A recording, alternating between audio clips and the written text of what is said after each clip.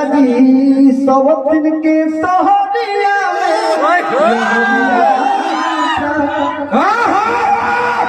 पटना में, लखनऊ होता है, गोरखपुर होता है, हर जगह होता है।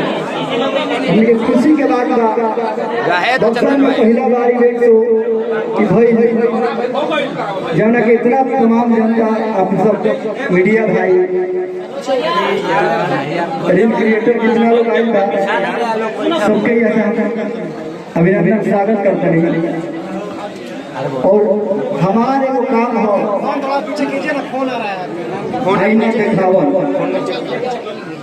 हमारे वो काम हो, आप लोग देख ले सुनले भी बनी जा कि जितना भी हम अपना से प्रयास करें कि अच्छा से अच्छा गाना हो, नया धुन हो, नया कलाकार पैदा हो, और वो सबके साक्षात देखने बनी जा कि अपना स्टूडियो से ही, संगम स्टूडियो से स्टार को पैदा करे बनी जानते हैं। सब कोई बोले स्टार पैदा कैले बने। सेकंड में भाई के हमारे छोट भाई जबकि अपना सगा भाई से भी पढ़ के माने नहीं बना और इतना प्यार दुलार आप सब दे देंगे, बहुत बहुत धन्यवाद। तमाम मीडिया भाई लोग हमारा तरफ से प्रणाम बा, जी भी जुटल बा। कुर्सी हटा दी भैया, कुर्सी तनी साइड में, पीछे आदमी हो भैया बैठे के तनको दे, पीछे आदमी हो भाई भाई थोड़ा जगह दे दीजिए, पीछे के आदमी के भीतर भाई। और जे भी जुटल बा, एगो बात कहत नहीं, आ जोरदार ताली बजा के जाए सब कोई से बड़ा भैया के नाम तो हम कहता कि खुशी अच्छाई होती है, बुराई नहीं होती। खुशी अच्छाई होती है, बुराई नहीं होती। खुशी का दिल लग जाए तो दिल से जुदाई नहीं। प्रेम ही इंसान के महान बना देला, और प्रेम ही इंसान के हैवान बना देला। प्रेम ही इंसान को महान बना देता है, प्रेम ही इंसान को हैवान बना देता है, प्रेम ही इंसान को नौजवान बना देता है, और प्रेम ही इंसान को भगवान बना देता है। आप लोग देखते नहीं जा एल्बम सौतिन के सहरिया भाई माथा नीचे करियो, कितना प्यार मिल रहल बा। और यही एल्बम के लेके इवेंट शो आज पहला बार बक्सर में भइल। एकरा खातिर हम जोरदार ताली बजा, बक्सर जिला में पहला बार। और छोट भाई जेकरा के मैंने अपना सगा भाई से बोल के मैंने तमाम ऊपर करे लोग जानत जे भी हमारे संग जुड़ल, दिल से जुड़ल बा, दिल से लगाओ मैंने को ब्लड के लगाओ बा। लोग कहेला कि जेपी तिवारी जी बहुत सवाल कइल कि तूफान राज पसवान होवे, आप इतना सपोर्ट करते हैं, कहनी ना हमारा नजर में ना, हमार नजर में हमार भाई एक बात बताई हो गई। हमने के गार्जियन हवे बड़ा भैया शैलेश दुबे जी, जेकरा शैलेश में हमने के तमाम संगम परिवार रहे नहीं जा, तो भैया के प्रणाम बा, जेकर आशीर्वाद हमेशा मिलेगा, हमेशा उनका सानिध्य से चले नहीं जा कि हर चीज करे के बा, हर चीज करे के बा। तो साहब के शैलेश भैया खातिर जोरदार ताली होगा आप सब बजाए। ज्यादा कुछ कहो तो ठीक नहीं है, और आगे कार्यक्रम की शुरुआत कर जाओ। जितना भी मीडिया भाई सबके देख के आई गदगद बा।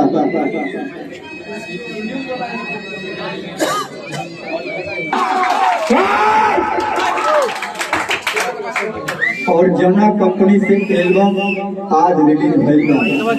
उठाओ ना भैया, पब्लिक वॉइस आप सब इतना प्यार आशीर्वाद दी, प्रयास करत रही जा कि एक से बढ़ के नया से नया हम केहू के धूल कॉपी नहीं जा पहले संगम स्टूडियो के चाहे तूफान के जितना भी आप सुनब जा केहू के कॉपी ढूंढना तमाम लोग सुनावे, उससे कोनो मतलब नहीं है।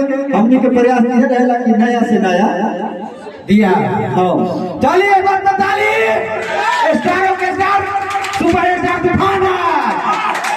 किस्मत पर एतबार किसको है, किस्मत पर एतबार किसको है, वो मिल जाए खुशी तो इंतजार की। अब ज्यादा कुछ ना कहो, चाह के आगे कार्यक्रम की शुरुआत कर जाए और ज्यादा से ज्यादा देवे के बाद हमारे बीच में बहुत अच्छा गीतकार राधे श्याम रोशन जी, पप्पू परदेसी जी, सोनू संगम जी, हमारे छोट भाई विजेंद्र तिवारी, जमाल राजा, तमाम लोग इधर उपस्थित था।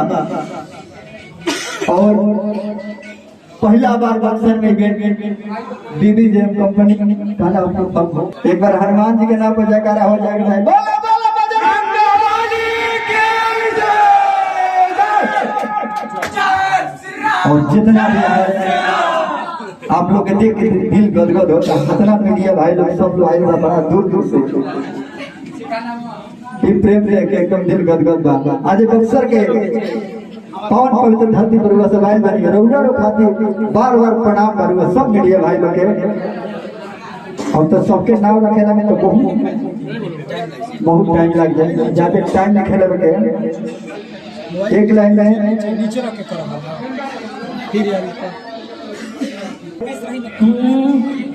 ए राजा जी सवतिन के सहोदिया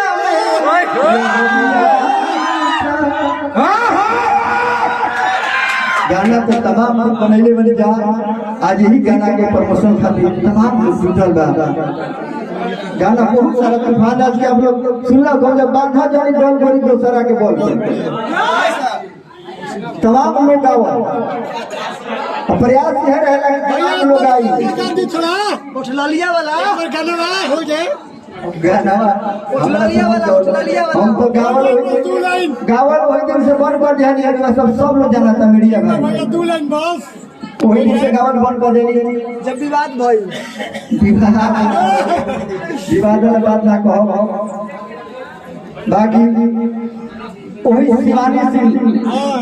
शिवानी सिंह के चलते हम गाना बजाना बंद कर देंगे। तमाम लोग जाना था, सही बात है, पूरा श्रोता से लेके मीडिया भाई सब लोग जाना था।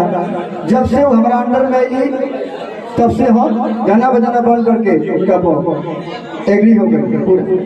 भैया क्या इलाज बता सकते नहीं छोड़ के स्टूडियो काहे गईली?